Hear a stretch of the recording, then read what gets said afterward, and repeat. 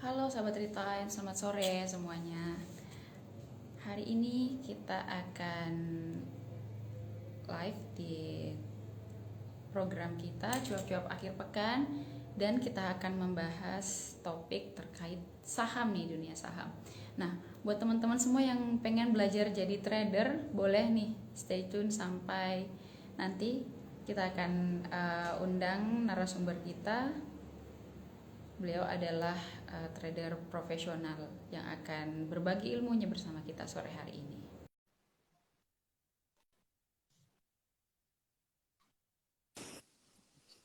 Oke, baik teman-teman, kita sudah hadir bersama di sini dengan narasumber kita. Selamat sore. Halo, sore. Selamat sore kok. Baik, perkenalkan saya Devi dari Retime. Hari ini kita akan berbincang bersama Koh Emye ya panggilan akrabnya. Iya, betul. Ya, betul. Kita akan berbincang bersama Ko MY. Topik kita hari ini adalah main saham bukan sekedar ikut-ikutan gitu kan. Nah, baik. Eh, Mungkin tidak perlu saya perkenalkan lagi Ko MY ini karena udah terkenal nih di kalangan teman-teman semua, apalagi para trader-trader ini yang pengen belajar hari ini. Sorry nih ya, kok kita undang Ko MY yang udah profesional, tapi kita bahas temanya yang masih untuk pemula gitu, nggak apa-apa ya kok. Oh, nggak apa-apa kok. Saya juga Sama-sama masih saja. belajar, Kak. Iya, baik kok. Nah, hari ini topik kita yang akan kita bahas pertama nih kok. Kalau berbicara soal trader baru nih, atau kita baru mulai terjun di dunia saham, itu pasti ada eh, trading plan-nya itu seperti apa kok? Boleh mungkin kok MY sampaikan kepada teman-teman Retime dan followers-followersnya yang baru mau belajar main saham itu trading plan-nya gimana? Apakah kita join saham itu hanya sekedar ikut-ikutan tren seperti tema kita pada hari ini, atau ada yang memang pengen grow money, atau ada yang pengen mengacu adrenalin mungkin kok, karena kalau trading itu suka deg-degan kayak gitu. Boleh kok dijelaskan? Oke, jadi sebenarnya pada intinya setiap trader atau setiap investor itu punya psikologis yang berbeda-beda. Saya punya tingkat psikologis yang berbeda. Mbak juga punya mental yang berbeda. Dan semua yang nonton sekarang juga punya mental dan psikologis yang berbeda-beda. Nah, sesuai dengan judul kali ini yaitu beli saham jangan ikut-ikutan. Ya, mungkin ya saham yang saya beli dengan yang kakak beli itu bisa sama, tapi areal entry dan areal keluar serta porsi kita itu bisa berbeda-beda, Kak. Nah, maka dari itu is a very important untuk kita masing-masing punya trading plan. Jadi, apa itu trading plan? Trading plan yang benar itu yang gimana? Nah, jawabannya nggak ada trading plan yang paling benar dan paling salah. Nggak ada. Kenapa? Karena market lah yang selalu benar. Jadi, nggak ada satupun analis, nggak ada satupun riset yang selalu 100% on the market. Nggak mungkin, nggak akan ada satupun yang seperti itu. Even saat ini, kalau kita baca riset dari salah satu analis ternama yang dari institusi analis ternama, ada yang very very bullish di Bitcoin, tapi ada juga yang very very bearish di Bitcoin. Nah, kita mau percaya yang mana? Dua-duanya kredibel, dua-duanya sudah punya track record yang very very oke. Nah, jawabannya adalah kita harus punya trading plan di diri kita masing-masing. Karena yang namanya saham, yang namanya pergerakan market, apapun itu akan selalu ada risk dan reward. Nah, resiko inilah, trading plan inilah yang baik disusun berdasarkan resiko masing-masing. Contoh, mungkin dana saya, maksimal saya bisa rugi 10% dari total dana saya. Maka trading plan yang baik, jangan hold atau jangan simpan jika resikonya udah lebih dari 10%.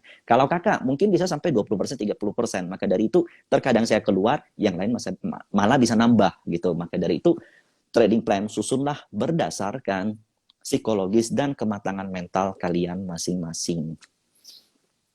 Nah, kalau berbicara soal psikologis trading nih ya kok, kan banyak orang yang mengatakan bahwa dari baca buku atau dari join live seperti ini, atau mungkin dari dengerin pengalaman orang lain itu kita udah bisa terjun nih di dunia trading. Tapi sebenarnya kita harus ngerasain langsung sebenarnya untuk tahu gimana sih psikologis kita dalam menghadapi dunia trading ini, karena kan kita tahu bahwa ketika market tidak stabil nih kok, kita kadang emosi gitu, terbawa emosi untuk menentukan pilihan nih. Itu gimana kok dalam manajemen psikologis kita untuk jadi trader yang baik?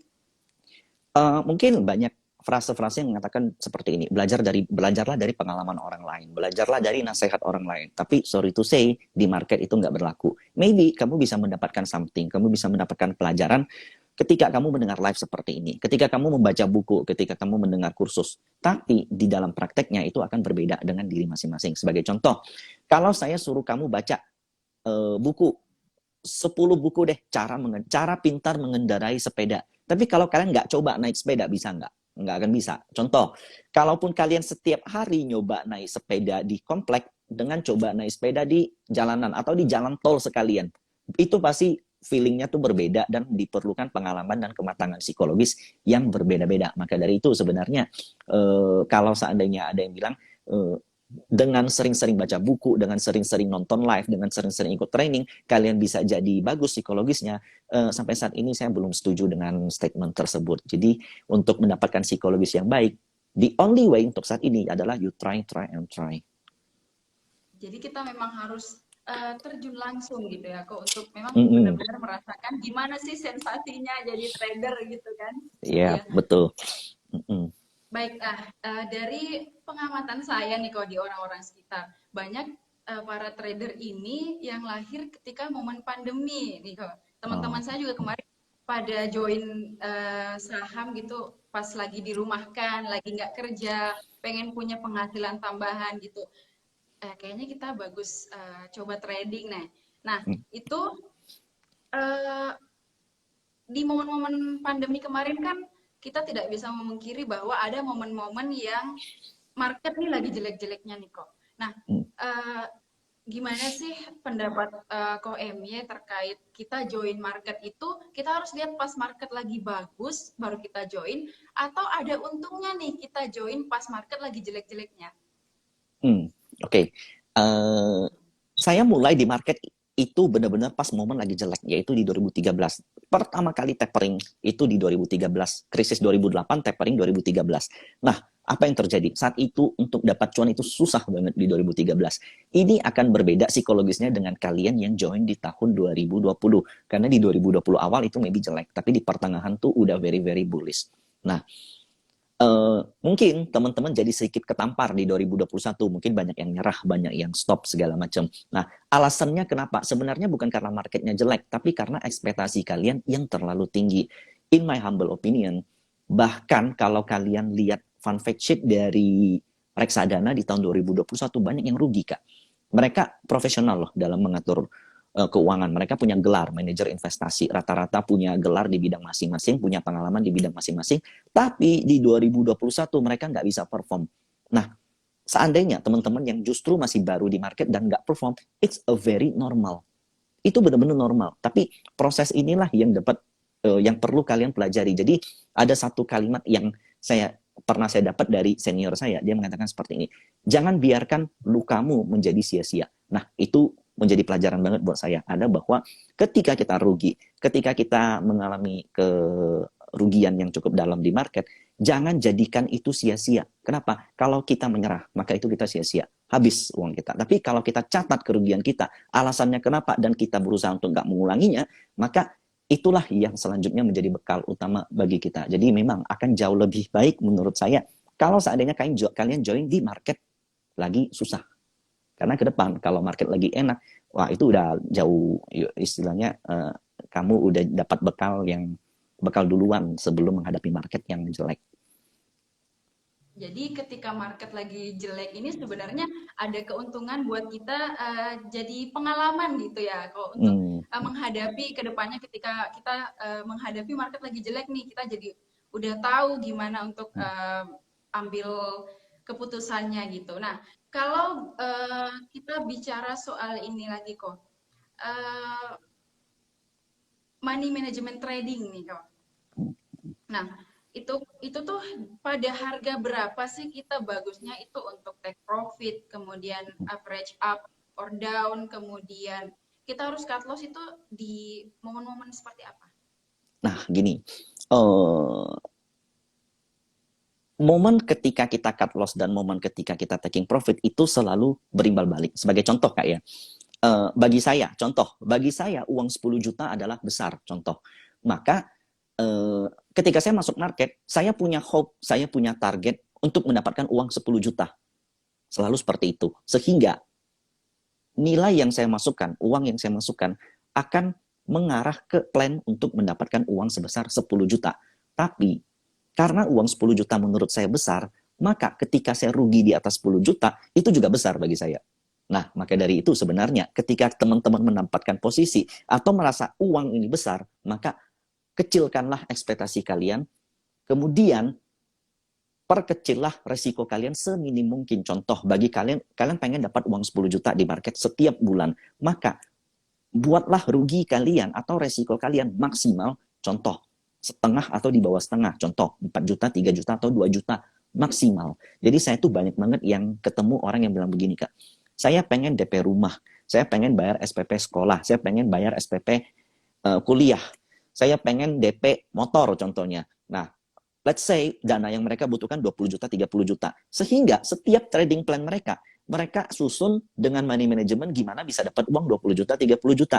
Tapi mereka nggak lihat ke bawahnya gimana, mereka nggak tarik ke bawahnya gimana. Ketika mereka rugi, maka itu akan selalu 50-50. Ketika kalian untung 20 juta, tapi ketika market atau posisi kalian salah, rugi kalian juga bisa 20 juta atau 30 juta. Nah, jadi dibanding dengan kalian menargetkan taking profit senilai berapa, lebih baik datang, manage-lah resiko kalian. Mark Minervini pernah bilang seperti ini. Hanya 5-10% trader yang masuk ke market dengan tujuan memanage resiko. Sisanya adalah ingin melipat gandakan modal. Dan faktanya, hanya 10% trader yang sukses itu yang berasal dari trader yang meminimalisir resiko. Jadi kenapa kita nggak ambil parts dari 10% itu? Jadi dalam menentukan cut loss ataupun menentukan area taking profit, nah yang pertama adalah ukurlah resiko dulu maksimal berapa. Bukan masalah persentasenya, Kak. Jadi kalau seandainya minus 10%, contoh, resiko maksimal saya 10 juta. Minus 10%. Nah, kalau minus 10% baru 1 juta, berarti nggak ada masalah dong. Tapi kalau minus 5% aja udah 10 juta, ya udah potong. Karena ini adalah psikologis game sebenarnya di market. Semua posisi yang ada itu tergantung dari, itu digerakkan oleh psikologis emosi, fear, dan greed manusia. Nah, jangan masukkan emosi kamu ke dalam, tapi ikutilah emosi yang ada di market. Dan itu mungkin sampai saat ini yang literasi tentang seperti ini itu masih jarang. Itu yang menjadi yang agak saya sayangkan. Baik kok. Nah, kadang-kadang ada juga orang nih yang mentalnya gede nih kok. Dia berani beli gede gitu. Tapi ada juga orang yang ketika portonya ini minus berapa ya udah dagdikduk nih kok. Itu gimana kok cara ngatasin itu? Nah, akan selalu lebih baik kalau kalian menggunakan uang kecil. Nah, ada salah satu skill yang wajib dimiliki oleh trader. Di luar dari skill menganalisa, mungkin teman-teman ada yang bangga. Dia tiap hari tingkatin kemampuan dia menganalisa valuasi saham. Sekarang kan banyak saham-saham teknologi muncul, Kak. Untuk hitung valuasinya tuh susah banget. Kalau pakai PBV susah. Kalau pakai dividen juga susah. Kalau pakai PE juga susah. Sehingga muncullah ada yang namanya EV/EBITDA, ada yang namanya GMV, ada yang namanya TPV. Jadi untuk menghitung valuasi daripada teknologi susah. Sehingga teman-teman meningkatkan kemampuan analisa. Satu. Yang kedua, ilmu teknikal juga terus berkembang. Teman-teman menganalisa lagi teknikal kalian. Gini. Tapi tradingnya kok hancur terus. Nah, teman-teman lupa satu hal. Ada satu ilmu yang paling penting. Adalah ilmu menahan diri untuk enggak membelanjakan cash. Hampir semua posisi trader yang saya ketemukan, market jelek ataupun market lagi bagus, cashnya tuh sedikit. Setiap dia ada cash, dia nanya sama saya ada cash nih, mau beli apa? Loh, memang ada cash harus langsung belanjain? Nggak harus kan? Jadi kemampuan untuk menahan diri membelanjakan cash atau melihat uang untuk tidak dibelanjakan di saat market jelek atau sebelum ada plan, nah itulah salah satu skill penting yang harus teman-teman miliki. Kita bukan fund manager. Kita bukan orang nitipin duit terus kita harus kelola sampai jadi profit. Nggak ada satu orang pun yang mengharuskan kita menjadi outperform di market. Jika posisi kita adalah retail, maka dari itu yang mesti menahan diri kita adalah diri kita sendiri. Nah, ngomongin soal itu kok terkait modal juga nih kok. Ini gimana nih kita perencanaan dan manajemen modal kita itu gimana? Jangan sampai kita punya duit segini nih, punya modal segini nih. Pokoknya investasiin semua aja atau berapa persen nih bagusnya menurutnya koin. Jadi instrumen investasi kan kita tahu ada banyak. Nah, salah satunya ada bonds. ada reksadana. Kemudian ada obligasi. Di obligasi sendiri kita ada SUN, ada SBR, ada SBN, ada ORI. Kemudian ada juga pasar market saham. Nah, jika semua uang saham itu termasuk yang berisiko. Jika semua uang investasi kalian masuk ke saham, maka ketahuilah kalian sudah melakukan sesuatu hal yang berisiko. Nah, jika semua uang investasi kalian jika uang investasi kalian adalah uang kebutuhan sehari-hari kalian, maka kalian udah menyalahi aturan. Nah, jadi buat teman-teman yang saat ini dengar dan contohnya, ini uang saham saya, ini merupakan uang tabungan saya. Seluruh uang tabungan saya. Ini uang saya di saham, merupakan uang sekolah saya. Ini uang saya di saham, uang DP rumah saya. Bahkan ada yang untuk mas kawinnya, modal nikahnya dimasukin ke saham. Nah, sorry to say, you do false. Kalian udah melakukan suatu kesalahan, mindset kalian perlu diperbaiki. Saya ketika berada di market, nggak pernah sekalipun saya berpikir saya pengen dapat uang sekian-sekian tiap bulan di bursa biar untuk memenuhi kebutuhan hidup saya sehari-hari. Karena saya tahu di bursa itu isinya orang-orang pintar semua. Nah, kita harus jadi lebih pintar untuk bisa mengalahkan mereka setiap bulan atau setiap hari. Ingat, itu satu. Nah, tapi kalau seandainya kita nggak cukup pintar untuk mengalahkan mereka, yang diperlukan adalah kesabaran. Nah, so pilihannya cuma dua. Kalian harus bisa lebih pintar atau bisa lebih sabar. Nah, ketika kalian nggak bisa lebih pintar, nggak lebih sabar, habis kalian. Baik. Nah, ngomongin soal bursa nih kok. Katanya nih di bursa ini katanya ada senioritas di bursa gitu kok. Gimana itu kok? Nah, karena kemampuan orang kan itu beda-beda nih. Kita juga harus adapt with market katanya. Itu gimana tuh ceritanya ada senioritas di bursa? Gini, itu mungkin untuk para pelaku market ya. Jadi kayak mereka yang bekerja di back office market, mungkin orang sekuritas, analis, trader, broker. Nah, mungkin itu ada senioritas. Tapi sebagai retail ya, saya sendiri melihat ya, saya bisa di posisi saat ini. Itu saya perlu proses 7 sampai 8 tahun. Nah, sementara saya lihat ada orang yang baru 2 tahun di market. Returnnya bahkan jauh mengalahkan saya. 1 bulan bisa 500%, 600%. Nah, kenapa? Setelah saya perhatiin, itu karena edukasi, literasi. Kemudian, kayak contohnya di zaman saya, untuk cari buku saham itu aja susah banget. Sekarang, ilmu-ilmu yang jauh lebih berisi dibanding buku, itu bisa saya temukan di YouTube. Bahkan bisa saya temukan di live Instagram. Bahkan saya bisa ditemukan di mentoring-mentoring gratis. Nah, menurut saya memang literasinya untuk teknik, untuk metode itu udah jauh lebih oke, tapi untuk mindset itu memang masih perlu sedikit dibenahi di market. Nah, maka dari itu teman-teman nggak usah takut sama yang namanya senioritas. Itu nggak ada, kecuali di bursa, di back office. Nah, mungkin ada yang lebih senior, mungkin ya dia ada intimidasi atau segala macam. Tapi di bursa, saya banyak perhatikan, yang udah bertahun-tahun di market, itu bisa kalah sama orang yang jauh lebih awal di market. Sebagai retail, kita nggak ada tekanan terhadap senioritas. Memang betul, kita mesti adapt with market. Jadi ada orang nih Kak, sorry to say, zaman dulu value investing itu berjaya. Maka dari itu Warren Buffett namanya di mana-mana. Sampai saat ini masih banyak milenial yang mengidolakan Warren Buffett. Tapi kalau teman-teman perhatiin ya, saat ini isi saham daripada portofolio dari Warren Buffett, Berkshire Hathaway, itu sudah most likely udah bukan saham value investing. Rata-rata banyak yang disusupi oleh saham-saham yang berbasis growth investing. Kenapa? Warren Buffett aja adapt with the market. Nah, kenapa kalian enggak gitu? Maka dari itu, justru kebanyakan senioritas yang saya perhatiin, yang enggak beradaptasi terhadap market, itu kalah returnnya dibanding dengan mereka yang ngikutin apa maunya market. Karena market berubah terus. Siapa yang bisa nyangka ada pandemi? Ketika ada pandemi, value investing yang jeblok banget pun tetap makin jeblok gitu. Dan ketika momen recovery, value investingnya mandek. Yang terus jalan adalah saham teknologi. Nah, gimana kita bisa beli saham teknologi kalau pakai valuasi matrix yang seperti biasa? Menggunakan PBV nggak masuk, menggunakan PE nggak masuk. Nah, maka dari itu kita mesti adapt. Nah, senioritas, kalau zaman-zaman dulu, gimana cara hitung valuasi saham teknologi? Nggak bisa. Sampai saat ini aja, semua masih acak tentang valuasi dari saham teknologi. Nah, maka dari itu senioritas untuk di back office, tapi kalau di retail saya rasa nggak ada. Baik. Kalau yang saya perhatikan nih kok di bursa itu uniknya tingkat keberhasilan orang itu kan beda-beda nih. Meskipun ada dengan yang ilmu yang sama, kemudian grup yang sama, bahkan di saham yang sama itu tetap beda-beda nih tingkat keberhasilan orang. Itu tuh emang perlu skill khusus kah atau emang ada orang yang saya passionate nih di sini atau ada orang yang baru bentar doang kayak apes-apes berapa kali kayaknya saya nggak cocok deh, itu gimana kok? Saya memang ada beberapa orang yang maybe dia punya talent ya, dia bisa ngelihat harga dengan cepat. Kemudian saya nanya alasannya kenapa dia nggak tahu.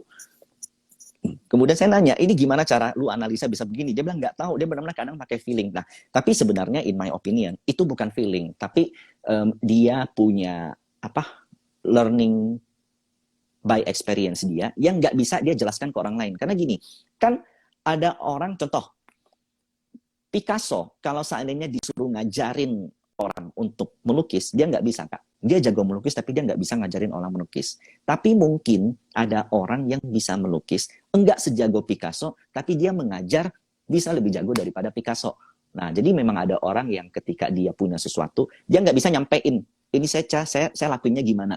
Nah, sementara ada yang bisa lakuin sesuatu, dia bisa dengan clear menyampaikan sesuatu ke orang. Maka dari itu memang ada profesi dosen. Tapi ada juga orang yang pinter, tapi dia nggak bisa jadi dosen.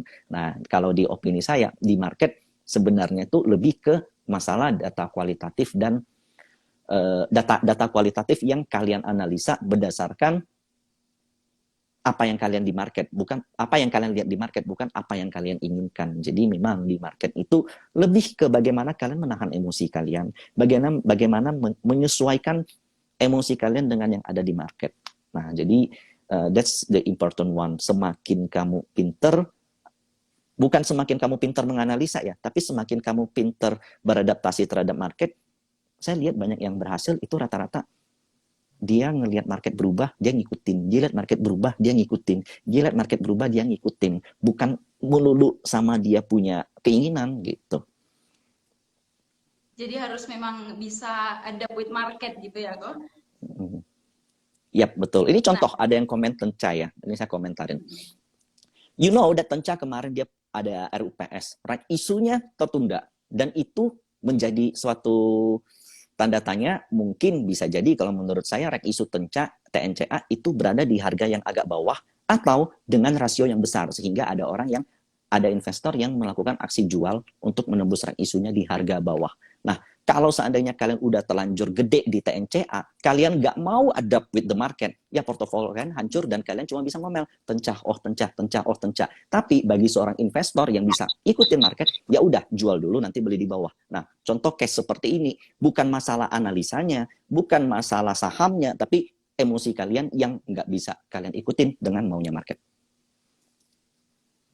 baik kok. Nah, kalau kita ngomongin soal market nih kok, market akhir-akhir ini gimana kok? Terakhir market hari Jumat kemarin close di harga hampir tertinggi ya, hampir all time high. Tapi itu most likely masih lemah karena itu hanya didominasi oleh big banks yaitu BBCA, BBRI, BMRI, dan BBNI.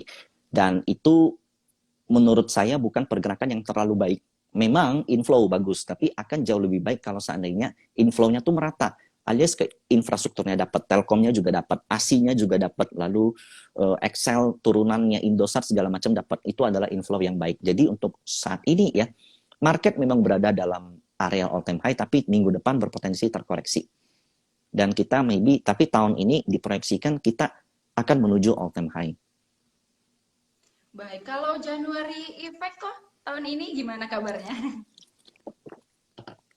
Pertama ya, maybe January effect sukses. Mungkin boleh dikatakan sukses karena saham menuju all time high. Tapi itu hanya saham yang terbatas, yaitu hanya banking. Dan bankingnya tuh hanya big banks. Contohnya kayak BRIS masih turun, Agro masih turun. Saham-saham ini yang lain semuanya masih turun. BBTN masih di situ-situ aja. Yang all time high itu cuma BBCA. Yang naik kenceng cuma BBNI, lalu BBRI dan BMRI. Kenapa? Karena asing saat ini hanya melihat itu. Asing tuh nggak melihat, belum melihat adanya perubahan ekonomi yang terjadi di Indonesia. Jadi bersabarlah. Kak, menurut saya di January Effect kalau you pegang BBCA mungkin you ketawa, tapi kalau you pegang yang lain contohnya kayak Pegas segala macam itu portofolionya pasti menurun. Jadi January Effect kali ini itu hanya terjadi di big banks ya, alias BBCA, BBRI, BMRI dan BBNI, yang lain enggak. Nah, justru saya lebih optimis menyambut kuartal ke-1, kuartal ke-2, dan kuartal ke-3. Karena di kuartal ke-1 akan ada musim laporan keuangan keluar. Di kuartal ke-2 akan ada musim pembagian dividen. Kenapa? Karena di 2021 GDP kita bagus. Jadi akan ada kemungkinan perusahaan-perusahaan yang udah mendapatkan earning bagi dividen dan itu akan jadi katalis positif. Jadi saya lebih optimis menyambut Q2 dan Q3 dibanding dengan January Effect. Baik, baik kok.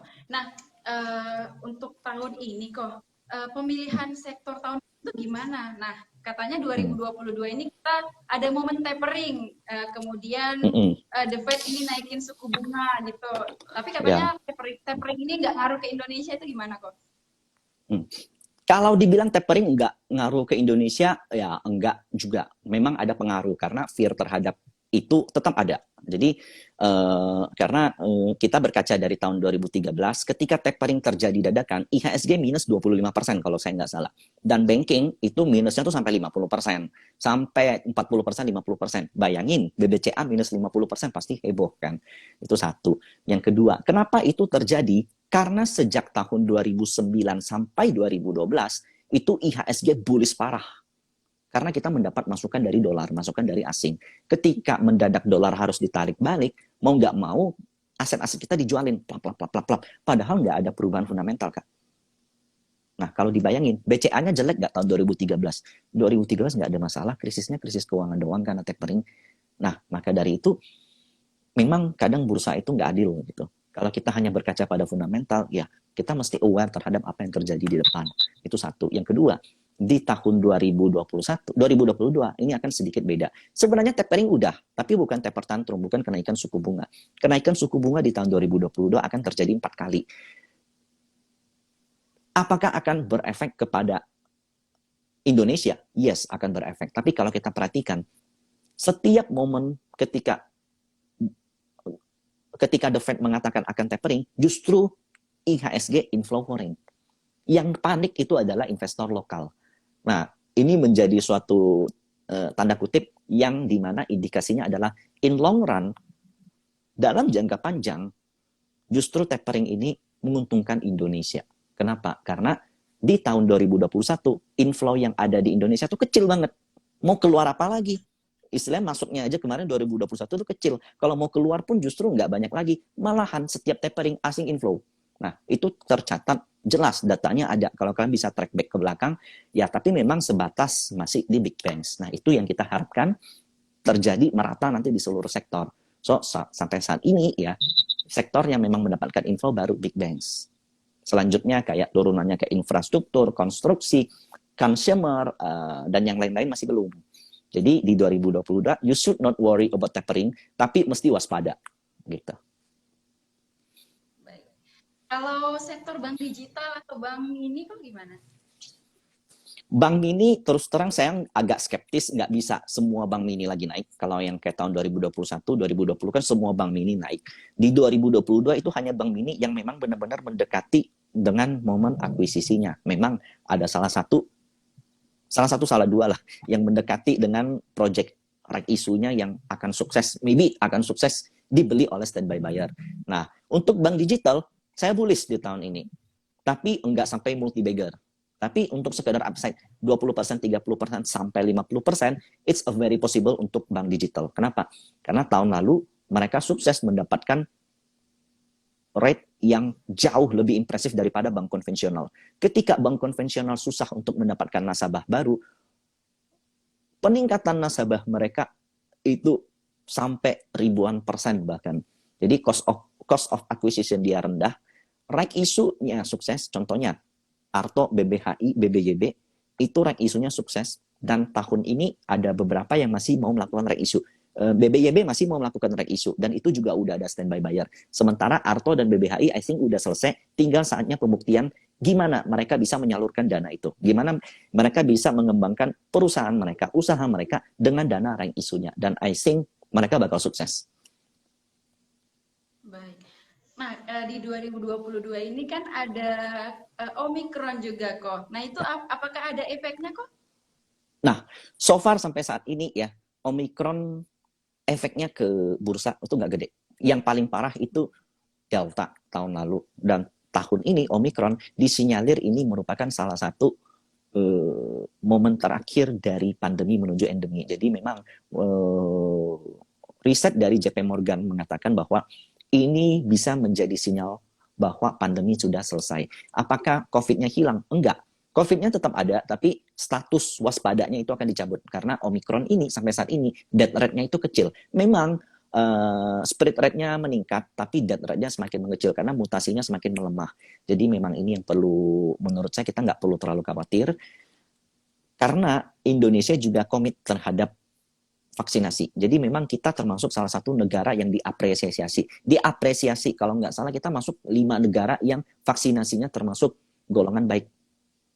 Karena itu terbukti dari ketika seluruh dunia kalau saya lupa di bulan apa, kayaknya Oktober November, itu seluruh dunia kepanikan terhadap Omikron, sementara Indonesia anteng-anteng, bahkan sampai pemerintah Malaysia tuh heran bagaimana cara Indonesia menanganinya. Ternyata PPKM kita yang level 3 kemarin itu sukses, Kak, dan itu akan menjadi pelajaran atau akan menjadi pengalaman dari pemerintah untuk menangani gelombang-gelombang COVID berikutnya. Baik. Nah, selanjutnya kita kan tahun ini ada presidensi G20 nih kok. Itu gimana kok? Ada pengaruhnya nggak? Mungkin ada pengaruhnya tapi kecil, karena gini, yang perlu diperhatikan kan akan banyak event-event yang diadakan di pemerintahan Indonesia, di lokasinya di Indonesia. Salah satunya MotoGP Mandalika, kemudian ada G20 di Indonesia. Juga ya kok? Betul. Nah, Formula E juga di Jakarta, dan itu tentunya akan menambah devisa kita, akan menambahkan pundi-pundi pendapatan pemerintah, dan itu memang salah satu program pemerintah di tahun ini, yaitu membuka keran bagi investor luar atau wisatawan luar untuk masuk, dan waspadanya adalah Omikron. Memang ketika itu dibuka semua masuk, kita harus waspada terhadap Omikronnya. Jadi banyak kan yang protes, kok kita nggak boleh keluar tapi orang luar boleh masuk. Ya mungkin kalau di opini saya, pemerintah membatasi jumlah uang yang keluar. Kalau kalian belanja di luar negeri, ya itu kan otomatis kalian belanja dolar, ya kan? Atau kalian belanja mata luar asing dan mata uang asing, dan itu ya pelan-pelan soon or later itu akan memberikan dampak buruk untuk neraca dagang kita.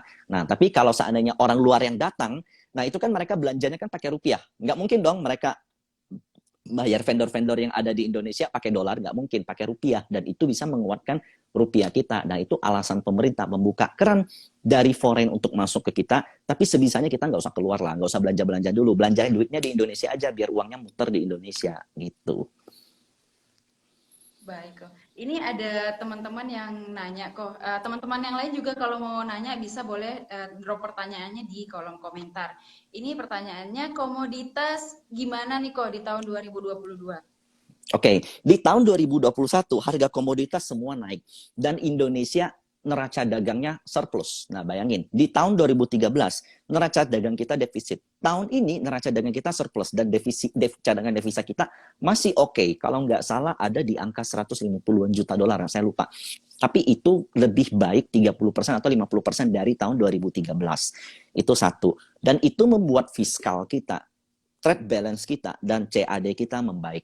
Dan itu akan terjadi juga di tahun 2022. Sudah beberapa riset yang mengatakan bahwa di tahun 2022 akan terjadi lagi krisis energi.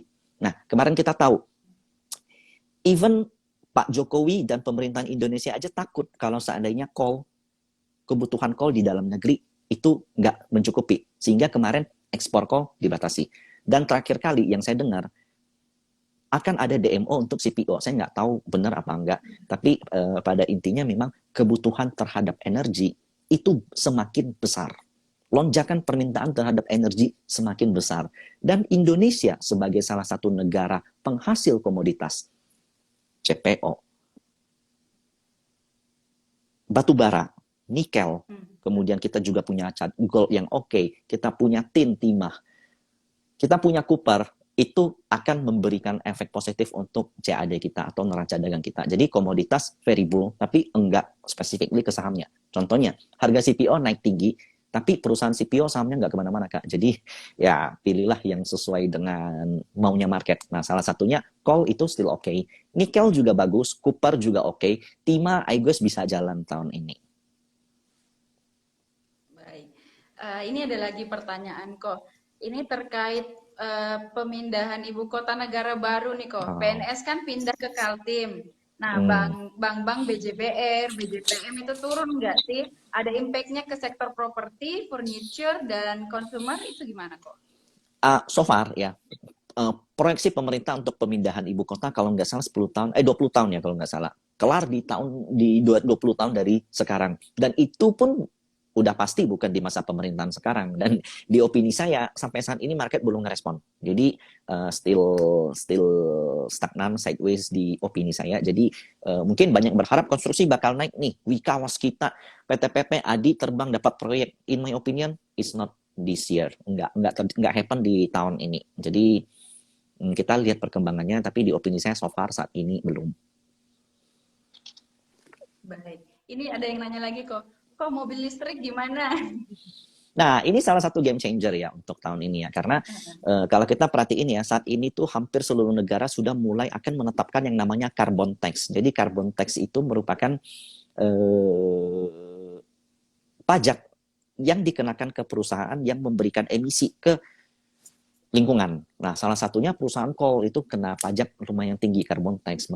Tapi beruntungnya ternyata kebutuhan coal masih tinggi, itu bisa ditutupin. Jadi harga kenaikan coal yang tinggi itu bisa ditutupin dengan tax-nya, itu satu. Yang kedua, soon or later kita akan memasuki era green energy karena hampir seluruh dunia sepakat bahwa lapisan ozon kita, bumi kita perlu dilindungi. Maka dari itu ada fund yang dibentuk namanya ESG Fund, Environment, Social, dan Government. ESG Fund itu dibentuk dengan tujuan biar perusahaan-perusahaan ke depan, kalau dia mau mendapat funding, itu mesti memperhatikan lingkungannya. Nah, itu yang membuat EV car, electric vehicle, menjadi salah satu perusahaan yang memiliki prospek cerah, karena dia akan mudah mendapatkan funding. Dan yang akan diuntungkan apa? Indonesia punya mobil listrik nggak? Jawabannya nggak punya. Maybe masih dalam wacana. Punya motor listrik? Maybe yes. Tapi yang diuntungkan apa? Adalah komoditasnya, yaitu nikel, kemudian kupar, tembaga. Baik kok. Nah, ini dari teman-teman ada juga yang nanya soal 2022 ini sektor yang bakalan naik katanya apa kok? Kasih kisi-kisi dong. Ya, memang untuk mendapatkan spirit rate satu ya, banking or economy it's 90% kalau saya saat ini. Tapi untuk turunannya, kalau seandainya banking dapat dana gede, itu kan pasti disalurkan ke usaha-usaha yang memerlukan dana. Contohnya, konstruksi, infrastruktur, consumer, kemudian properti. Merekanya jalan nggak? So far, sampai saat ini, enggak. Nah, jadi di tahun ini, ketika banking udah jalan, mestinya mereka turunannya semuanya dapat. Jadi boleh dikatakan, all sector will be good in 2022. Tapi untuk saat ini, berfokuslah hanya di big banks dan produk turunan dari digital banks. Itu yang perlu menjadi perhatian. Selanjutnya teman-teman yang mau nanya boleh langsung silakan, nanti kami bacakan untuk dijawab langsung nih sama Koemia. Kapan lagi kita bisa belajar dari Koemia. Baik, selanjutnya ada pertanyaan dari @rb_binary. Menurut Koemia nih, pom-pom saham itu boleh atau enggak sih kok? Kan banyak pemula yang ikut-ikutan. Nah, sebenarnya menjadi begini. Di zaman sebelum terkenal Instagram Live, sebelum adanya yang namanya Clubhouse, sebelum ada yang namanya Discord, sebelum ada yang namanya YouTube, pom-pom saham itu udah ada sejak zaman dulu. Tapi lewat media, lewat riset, lewat rekomendasi.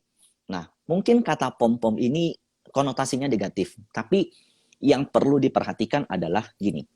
Di bursa itu kan kita kenal ya ada dua pihak. Yang pertama buy side, itu adalah pihak yang mengelola dana besar. Mereka mengelola dana klien secara profesional, yaitu fund manager, reksadana. Kedua, ada pihak yang namanya sell side. Sell side ini tujuannya untuk menjual, sesuai namanya sell side. Dia memperkenalkan saham kepada retail.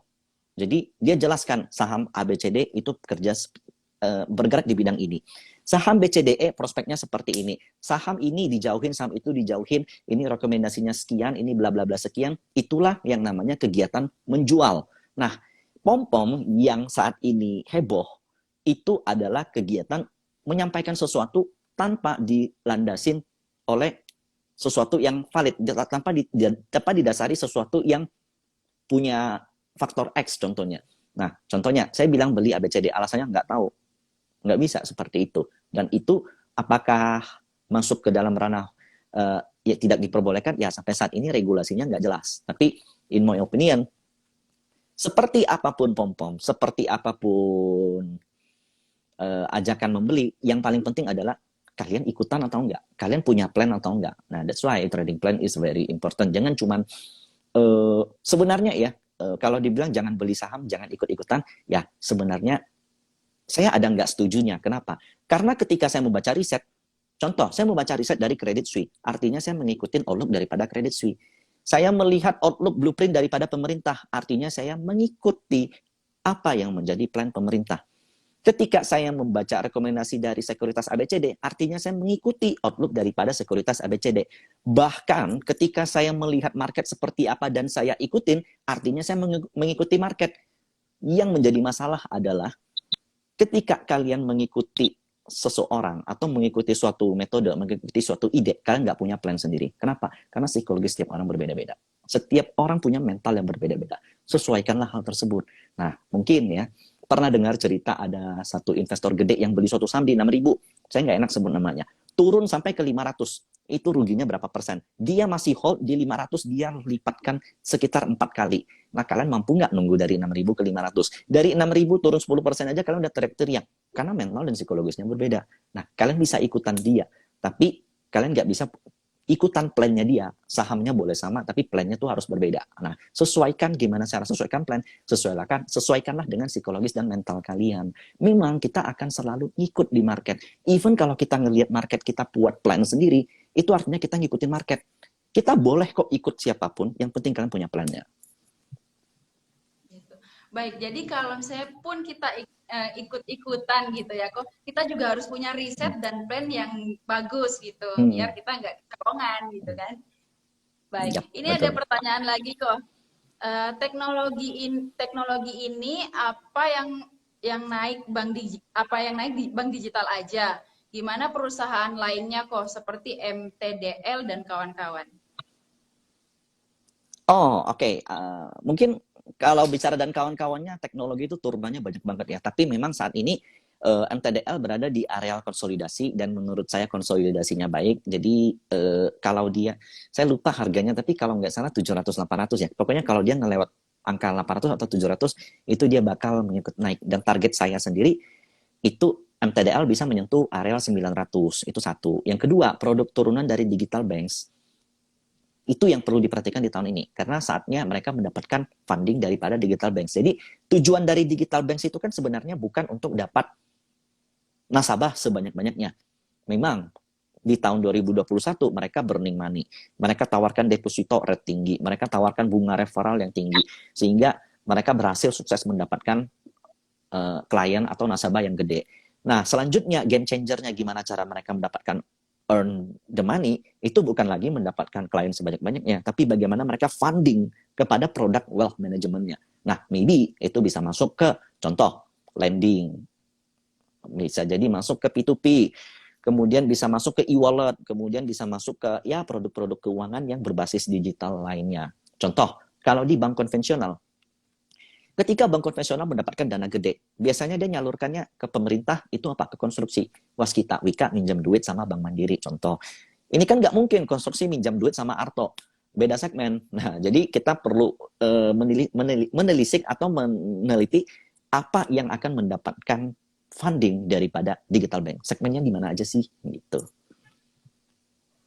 Baik, ini ada pertanyaan lagi kok.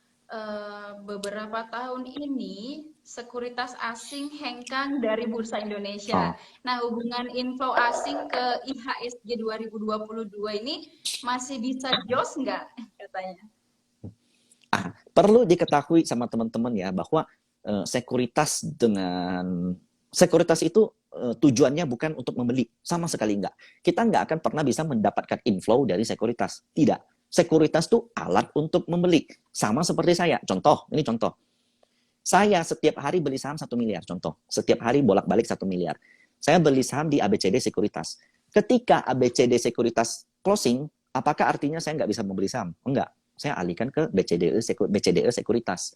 Jadi sekuritas hangout itu nggak masalah. Yang jadi permasalahan adalah yang perlu menjadi fokus adalah buy side-nya tuh dari mana. Nah, kalau seandainya foreign flow hilang, ya itu loss kita. Itu boleh dikatakan kita akan susah untuk mendaki bursa kita. Jadi bukan masalah sekuritasnya. Ya alasan kenapa dia berhenti kita nggak tahu. Tapi ya maybe kalau di salah satu opini saya, Volume kita tuh terlalu kecil. Satu hari 10 sampai 11 triliun itu terlalu kecil untuk mereka. Ngapain? Karena di dana luar aja ada satu saham.